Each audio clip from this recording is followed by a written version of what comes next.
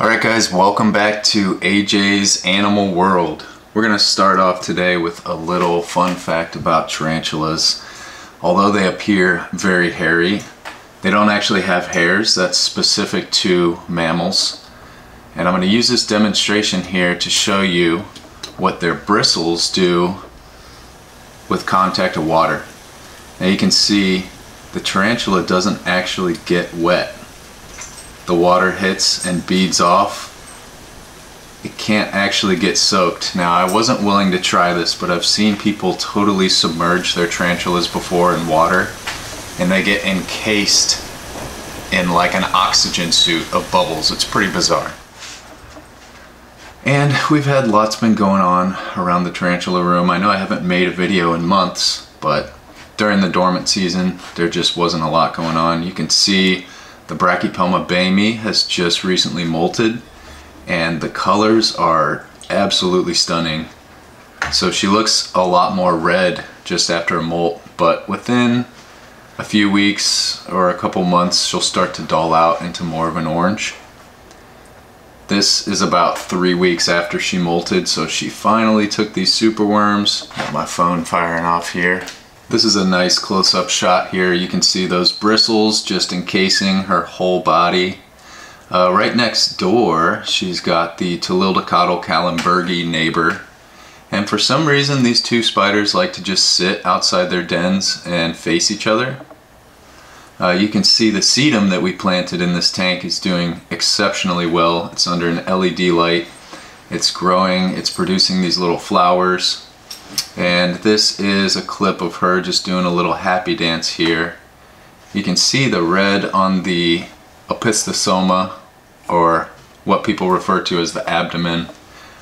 This is a few weeks after that initial shot, and you can see how brown and dull she is. She's definitely in pre-molt. She's ready to come out with her new colors. You can see my little turtle friend here caught wind of what was going on. This is Phoenix. He is a 3-year-old, 3-clawed box turtle, and he just loves to eat.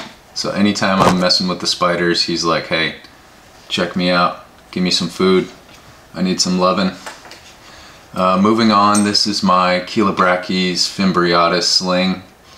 I don't see much of her, except for when she's in between molts and she's feeding. She likes to hang out at the top. She's done a ton of webbing, and of course I don't know if it's a boy or girl.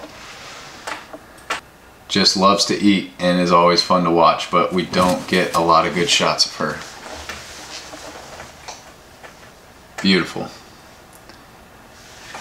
And we've drawn the attention of another famous animal in the room. You guys just love the video I put out of Gamma. She's 3 years old now. She's a Pac-Man frog, and she just loves to take down food. Always fun to get her involved. We don't touch this animal. Their skin is very sensitive, so if we do have to mess with the enclosure or move her for whatever reason, I'm always wearing gloves. And I just love when she swallows and closes her eyes like that. It's always funny. Alright, moving on. This is one of my favorite slings currently. This is the Pamphibedius Machala. I know I like to show this one off a lot. I'm just so excited about what's going to become of the color pattern. And you can see this is just such a wild spider, and not even aggressive. This is just how the feedings tend to go. And she hasn't realized yet that I've got the superworm, and now that I'm thinking about it and looking at the size of her abdomen, or the opistosoma, I may not even have needed to feed her here, but you'll see eventually she does connect with the superworm and decides to eat it. But man, she's just wrestling the tongs. Again, I don't know if it's a boy or girl. I just have a tendency to refer to them as female. But with this spider, I hope that it's actually going to turn out a male, because the males are just absolutely stunning. And that's why I got this spider, for the potential to get a male, even though its lifespan will be much shorter than the females. Just look at that, guys. I mean, it looks like a Pokemon or something. The pink and the purple with the jet black contrast. It's just incredible. This is the female version. Still a beautiful spider, but basically just a big brown spider. And you can see by the markings on the carapace of my sling, I think it's trending towards being a male. I mean, that's just what it looks like to me. And luckily, after a few weeks of that shot, she molted out, and I figured I might as well go ahead and rehouse her, or him, he, her. And you'll be pleasantly surprised to see the new colorations on this recent molt. Right here, I'm just sort of trying to lay out the aesthetics. I wanted to put plenty of soil in there, which is a combination of Reptisoil, cocoa fiber, some organic topsoil. Doesn't have any chemicals in it. And you can see it's just teeming with springtails because I mix up a big batch and I add tons of springtails, and they just completely take over, basically. But check this out. This isn't the best shot. It's a little dark, but you can see as I'm thinking he molted out into a totally black spider with what looks like pink markings on the carapace, but under the light they're a bit more orange. So I think the next molt is really going to show us what this guy is. And you can see just tons of hair flicking right there. In hindsight, I definitely should have worn gloves. I've never really had an issue with the urticating setae, or those bristles that they call the urticating hairs that they flick off.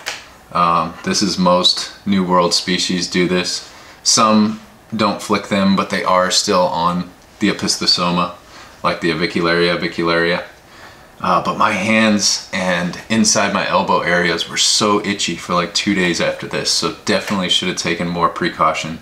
And if you're gonna get the spider, just make sure you know what you're in for. Like I said, never had a big problem with it before, but man, I was tore up for the first time, like very irritated, considering even relocating it from that room, because I spend a lot of time in that room. But amazing, beautiful spider. Hopefully it calms down in its new enclosure. Another one that needs desperately a new home is my 6-year-old avicularia. And yeah, I thought we better get her out of that critter cage and make her something nice. I didn't get any clips of constructing this little tree here, but I just cut up some logs and drilled it together aesthetically. Again, using my mixture here with tons of springtails in it. Those are those tiny little white bugs that you'll see.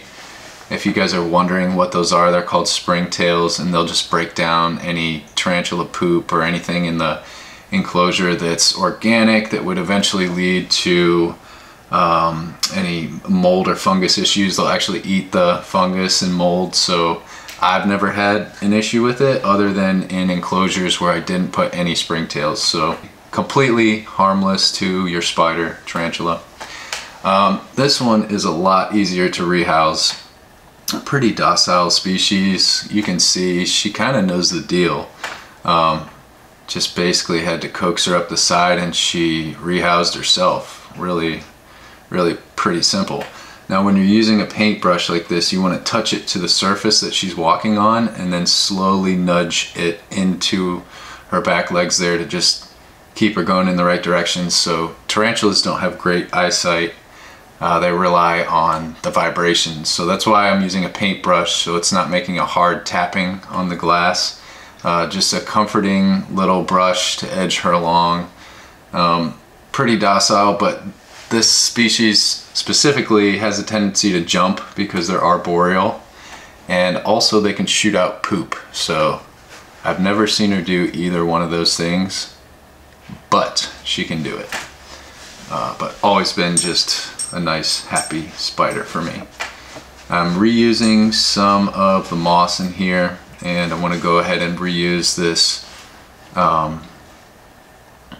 The word's escaping me here, but I'm going to reuse some of this stuff from her old enclosure just so she can sense the pheromones off her own web there. And you can see she went right to the cork bark there and started cleaning her feet. Felt like she was comfortable enough right away that we could try feeding her. The last spider, the Pamphibedius Machala, didn't want anything to do with our cricket, but she's a good eater. So you can see right here, senses the cricket, nails it. Very happy spider. Goes to the top of her little perch here to do a little happy dance, put down some webbing. They kind of do this instinctually just to make a little net that in case whatever they've caught tries to wiggle away, it's just got no chance. So you can see her little spinnerets here on the back side of the opistosoma. Just go into town, and yeah, that's gonna be it, guys. You can expect a lot more updates as the spider room has just got a lot going on right now. I didn't go anywhere, so check back later for another episode. I'll catch you guys next time.